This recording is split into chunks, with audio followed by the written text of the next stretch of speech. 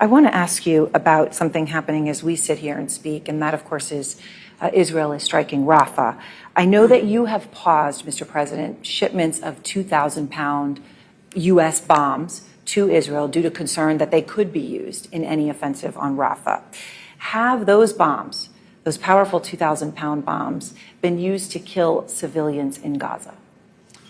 Civilians have been killed in Gaza as a consequence of those bombs and other ways in which they go after population centers. And I made it clear that if they go into Rafah, they haven't gone into Rafah yet.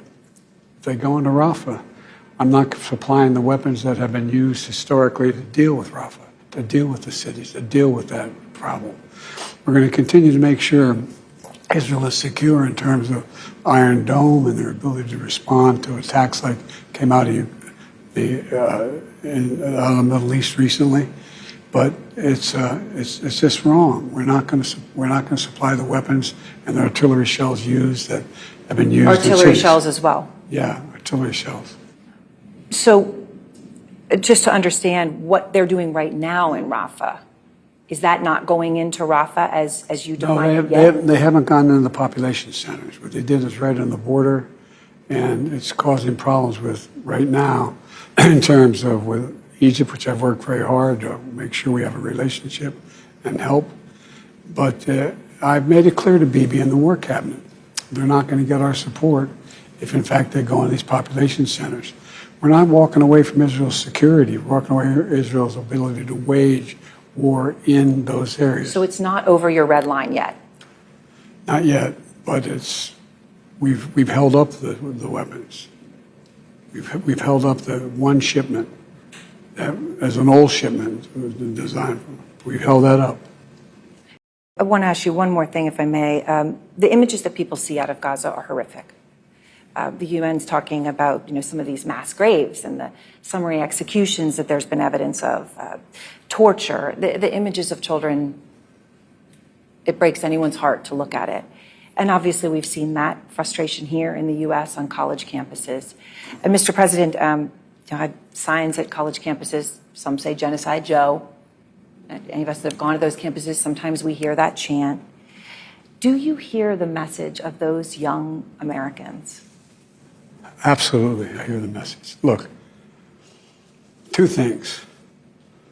First of all, there's a legitimate right to free speech and protest. There's a legitimate right to do that, and they have a right to do that. There's not a legitimate right to use hate speech. There's not a legitimate right to threaten Jewish students. There's not a legitimate right to block people access to class. That's against the law. That's against the law. And so, and if you look at the data, these demonstrations are real, but they're not nearly, look, and I made a speech on the Holocaust the other day. Mm-hmm. And I pointed out that, it took 7 decades to get to the place where after the Holocaust occurred and there's still anti-Semitism. Look what's happened. In 7 weeks, 70, what's happening? Everybody's sort of forgotten about what happened in Israel. Those 1,200 young kids murdered. I saw pictures, I went over there shortly after. A mother and a daughter being roped together and then kerosene poured and burned to death. Nothing's like that happened in the Jewish community since the Holocaust. So when I went over immediately after that happened, I said to Bibi, don't make the same mistake we made in America. We wanted to get bin Laden, and we'll help you get Sinwar. But we went into Afghanistan it made sense to go get bin Laden. It made no sense to try to unify Afghanistan. It made no sense, in my view, to engage in thinking that in Iraq they had a nuclear weapon. Don't make the same mistake. Focus on, and we'll help you focus on getting the bad guys. And we got to think through what is happening after Gaza, after this is over. Who's going to occupy Gaza? I've been working with the Arab states. I won't mention them because I don't want to get them in trouble. But 5 leaders in the Arab community who are prepared to help rebuild Gaza, prepared to help transition to a 2-state solution. To govern it? Well, to maintain the security and peace while they're working out a Palestinian authority that's real and not corrupt. He told the Milwaukee Journal-Sentinel, Mr. President, quote, "If everything's honest, I'd gladly accept the results of the election." And then he continued, though, with this: "If it's not, you have to fight for the right of the country." How seriously do you take that threat? Seriously, just like I did January 6th. The guy is not a Democrat with a small d. I mean, he is the idea. Look, you can't only love your country when you win, number one. How many court cases do they have? Supreme Court cases. They all said this is totally legitimate election.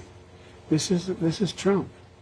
I mean, it's saying whether he may not accept the outcome of the election.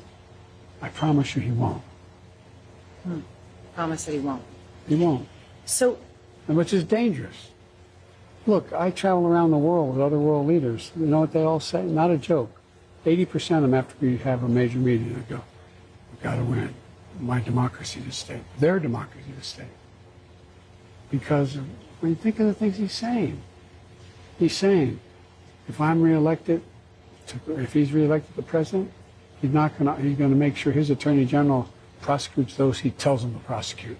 And if he doesn't, he's going to fire him on the first. Not just the first. No. He said this about prosecution across the board. He's going to be, I am your retribution. What president's ever said anything like this stuff? But he means it. Going to wipe out the changes we made in Medicare, change we made in terms of drug prices, change we made. He's going to wipe it all out. And then he's going to put in a 10% tax, which is going to increase everybody's cost. The average American costs $1,500 a year.